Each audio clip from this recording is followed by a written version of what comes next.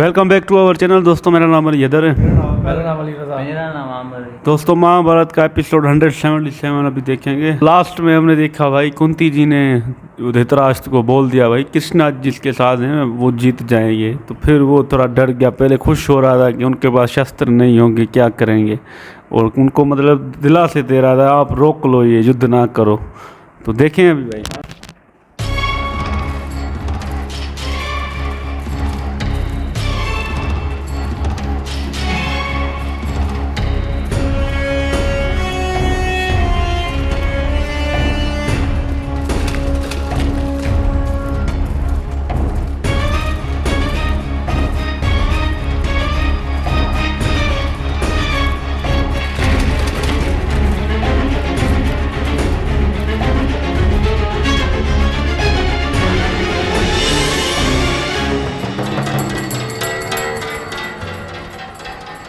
आपको विजय की शुभकामना नहीं दे सकता मैं भ्राताश्री।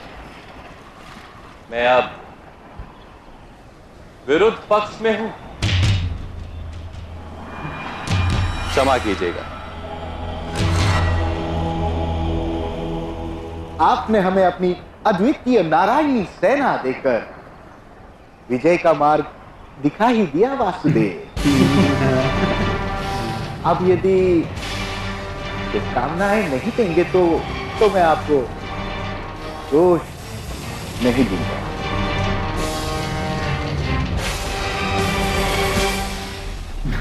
गांधार राज, जैसे धनुष की शक्ति उसके धनुर्धर से होती है, वैसे ही किसी भी सेना की शक्ति उसके सेनापति से होती है। नारायणी सेना विश्व की सर्वश्रेष्ठ सेना अवश्य है, परंतु एक उत्तम सेनापति के अभाव में स्वयं नारायणी सेना भी विफल हो सकती है। उसका हमें भय नहीं है महाबली श्री बलराम।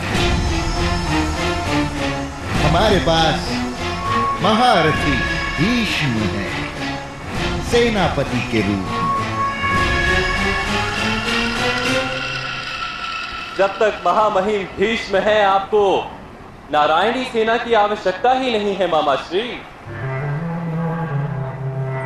किंतु महामहिम के वध के पश्चात नारायणी सेना का सेनापति पद कौन ग्रहण करेगा?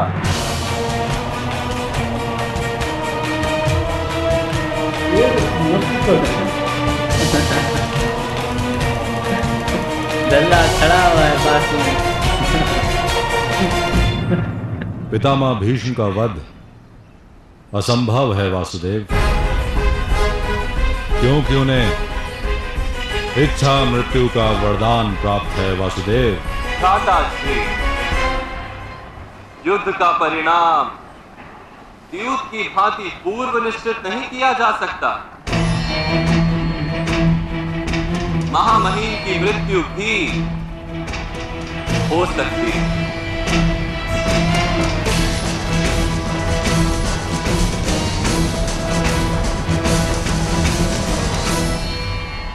ये संभव नहीं है वासुदेव। बिना छल के महामहिम भीष्म की मृत्यु हो ही नहीं सकती है। और आपके पक्ष में तो धर्म है। आप छल नहीं कर सकते। ये तो छल की व्याख्या पर निर्भर करता है मामाश्री। भगवान रामचंद्र ने गुप्त रहकर वानर राज बाली पर प्रहार किया था, भूल गए आप मामाश्री। और दशानन रावण का वध करने के लिए उन्हीं के भाई विभीषण से सहायता ली गई थी।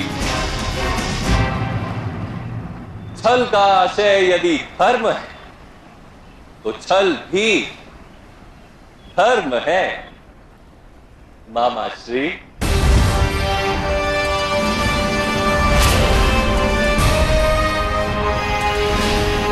अर्थात आप छल करेंगे वासुदेव?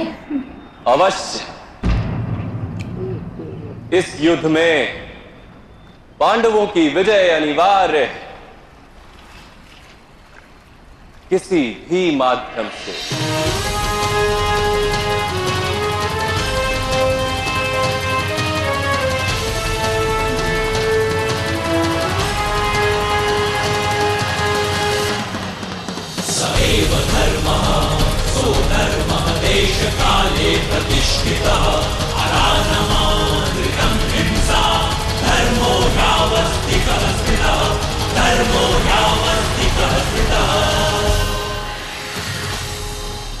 महारथी भीष्म,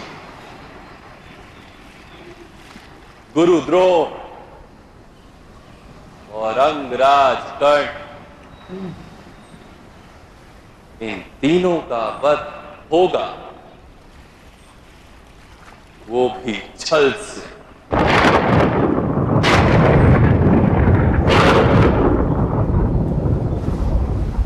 यदि हो तो उन तीनों की सुरक्षा का उपाय ढूंढ लीजिए।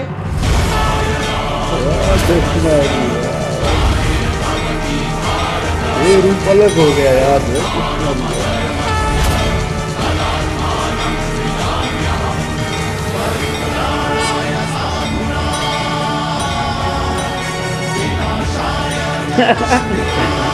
क्यों नहीं? ये भी अच्छा लगता है। क्यों नहीं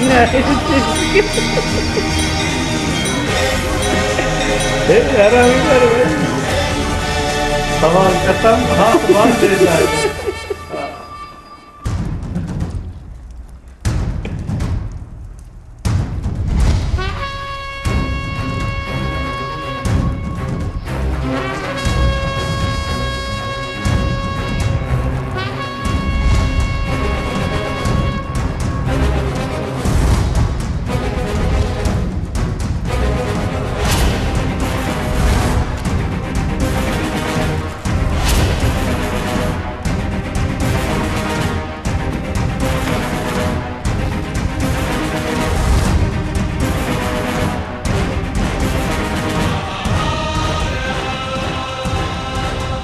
पांचाली, तुम्हारे अपराधियों को दंड देने का समय अब निश्चित हो गया।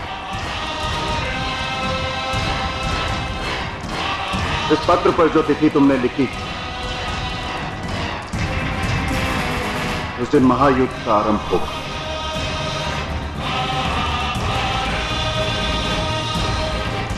महायुद्ध का आरंभ तो उसी दिन हो गया था।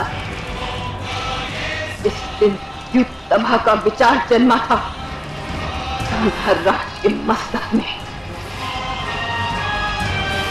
इस तिथि को तो अधर्म के युद्ध का अंत होगा।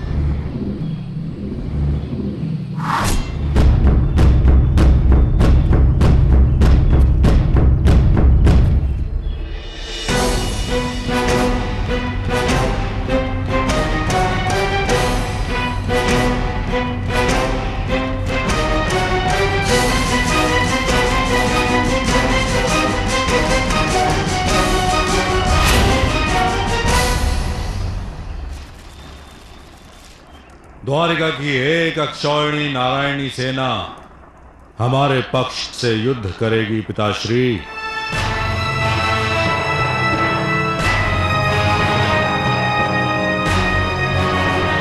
हमारे पास अब 10 अक्षौहिणी सेना एकत्र हो गई है।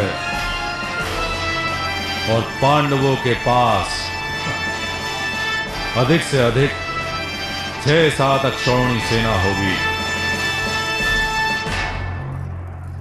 उनके पास यादव वीर कृष्ण है, पुत्र दुर्योधन, जिसने बिना सेना की सहायता से ही जरासंध को परास्त किया, साले वन का नाश किया, मथुरा के राजा कंस का वध किया। और श्री कृष्ण चमत्कारी हैं महाराज।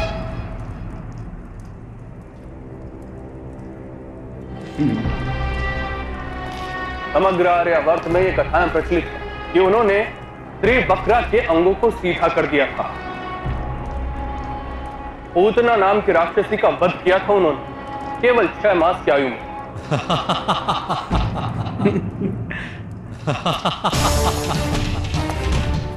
व्यर्थ प्रचार है ये सब महामंत्री, व्यर्थ प्रचार है। किसने देखे हैं वो सारे चमत्कार? ये मत भूलो दुर्योधन, इसी राजसभा में वासुदेव कृष्ण ने द्रौपदी कुमारी की रक्षा की थी। कृष्ण यहां उपस्थित ही नहीं था, तो उसने किस प्रकार रक्षा की पितामह? इतना कुछ हो गया है लेकिन इनको फिर भी अकल नहीं आ रही यार। ये दुर्योधन फिर भी हंसता है और कृष्ण जी पे शक करता है कि नहीं ऐसा कैसे हो सकता है। और विदुर जी बोल रहे हैं भाई कि वो चमत्कारी हैं, उनके पास शक्तियाँ हैं, पर ये हरामी मानता ही नहीं है, बड़ा कोई भाई ढीठ इंसान है। बाकी यार ये आज जो हमने देखा कृष्णा जी ने ना जो शकुनी को जो कंधे पे हाथ रख के बोला कि ये जो 3 आप जिन पे गर्व करते हो ना, भीष्म जी, पितामह, द्रोणाचार्य जी, अंगराज, कर्ण, इन तीनों को हम छल से कत्ल करेंगे, मारेंगे। तो बेचारा ऐसे हो रहा है, चल ठीक है भाई।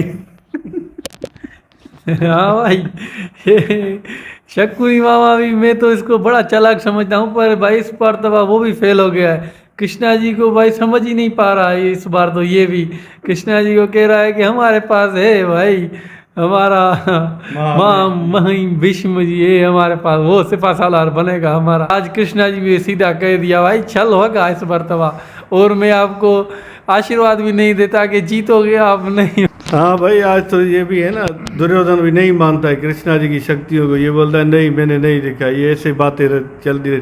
तुम्हारे ही सामने उस नपुंसक का जो गला काट दिया था उस चक्रव्यूह से, तुम देख रहे थे ना, वो जो पंखड़ियाँ फेंक रहा था। हाँ, फिर भी अंधे हो, फिर भी नहीं जानते हो।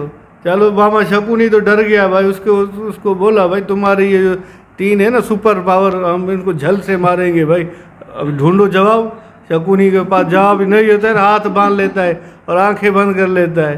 ये भी बड़ा नपुंसक है, अपना गांव छोड़कर, इतनी संतनत छोड़कर इधर कुत्ते की तरह टुकड़ों पर पल रहा है।